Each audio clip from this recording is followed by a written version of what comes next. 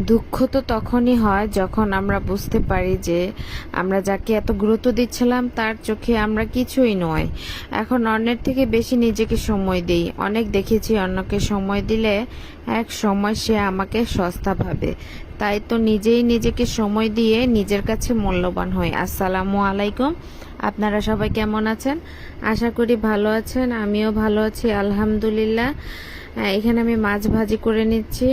তো অনেক দিন ধরে আপনাদের মাঝে কোনো ভিডিও শেয়ার করতে পারিনি। আপনাদেরকে তো আমি অনেক মিস করেছি। কালকে আমি চলে এসেছি মার বাসার থেকে। তো আসতে মন চাইছিল না আম্মাকে রেখে, আম্মা অনেক অসুস্থ। তো কি করব, বড় মেয়েটাকে বাসায় রেখে গিয়েছিলাম। মেয়েটার সামনে পরীক্ষা।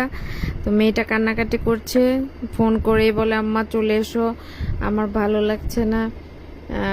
বোনকে রেখে আমার একটু ভালো লাগছে না। তো কি করব, মেয়েটা এভাবে কান্না করছে।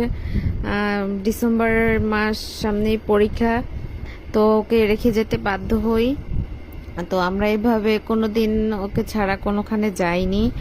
তো এই জন্যই খুব মন খারাপ করছে আমারও, ওখানে অনেক খারাপ লেগেছে, মেয়েটাকে রেখে এসেছি।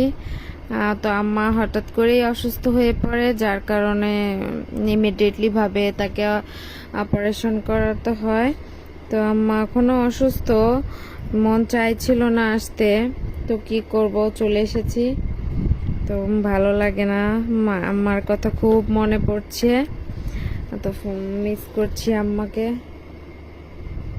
তো এই যে মাছগুলো আমি ভেজে নিব। তো আজকের মতো এই পর্যন্তই। আপনারা সবাই ভালো থাকবেন।